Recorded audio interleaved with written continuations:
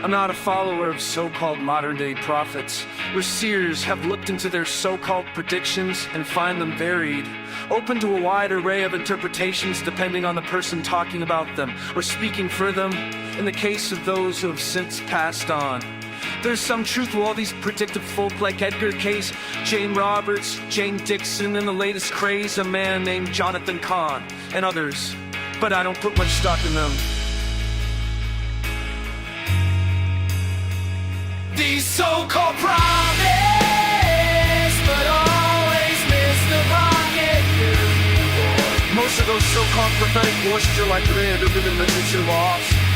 Saying them off, there's some kernel of truth somewhere in the mix. And while there's sometimes a kernel of truth somewhere in the mix, folks like Case or Jane Lois Smith know something happens, intuition, collective consciousness, or just remarkable capacity for pattern recognition. But over time, their messages got filtered through layers of belief, fuel, and publishing deadlines. By the time the public gets them, they've been massaged into something that fits whatever era of crisis we're in. These so-called prophets try to fit the sprockets, but fill sprockets will always miss the pocket. I've been at this investigation for so long that what has emerged is a pattern.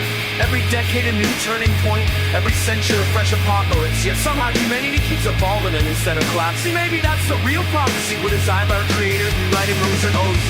I would say my current view leans more towards seeing those predictions as reflections of collective anxiety, intuition about real cyclical just conditions forming over time, but mostly about crashing on the public's hyper fears and gullibility. These so-called prophets try to fit the sprockets, no clear those sprockets, but always miss the pocket.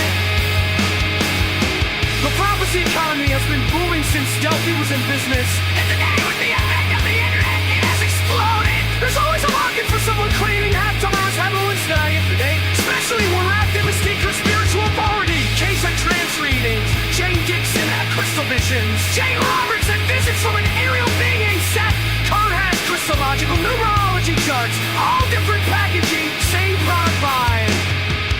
These so-called prophets try to fit the sprockets, but always miss the pocket. What makes it difficult for the uninformed is it's not all snake oil. Some of these people genuinely believe there were truth to something beyond themselves, but once money, followers, or fame get involved, discernment tends to go out the window. The more mysterious the message, the more books and seminars to sell. And let's be honest, predicting vague symbolic upheavals like great change, old word old past is a pretty safe bet.